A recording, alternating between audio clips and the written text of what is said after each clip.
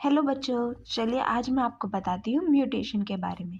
Mutation एक ऐसा phenomena है जिससे क्या होता है कि डीएनए जो सीक्वेंसिंग होती है उसमें चेंजेस आ जाते हैं, जिससे फर्दर क्या होता है कि जब क्रोमोसोम बनेगा, अब वही डीएनए है जो फर्दर कॉइल करके क्रोमैटिड या फिर क्रोमोसोम का फॉर्मेशन करेगा। अब क्रोमोसोम पर ही जीन लोकेटेड होते हैं, तो जिससे क्या होगा कि जीन में वेरिएशंस आने के चांसेस होते हैं। अब जब जीन में वेरिएशन आएगा तो आपको पता है कोई भी जीन है वो पर्टिकुलर किसी भी जीनोटाइप या फिनोटाइप के लिए कोड करता है।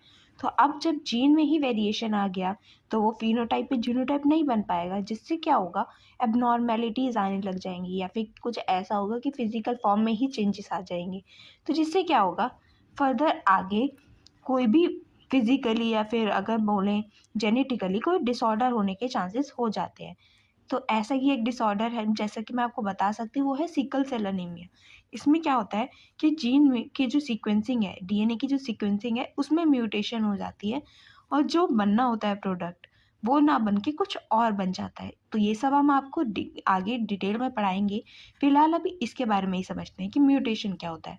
तो म्यूटेशन का सबसे अच्छा एग्जाम्पल अगर मैं दूँ तो इसमें क्या होता है कि डिलीशन या फिर इंक्रीशन हो सकता है। यानी कि आपसे तो कोई ना कोई जो हमारा बेस पेयर है या तो वो डिलीट हो जाएगा या फिर कोई नया बेस पेयर इंसर्ट हो जाता है डीएनए की सीक्वेंस में, जिसकी वजह से क्या होता है कि जो फ्रेम है वो शिफ्ट हो जाता है।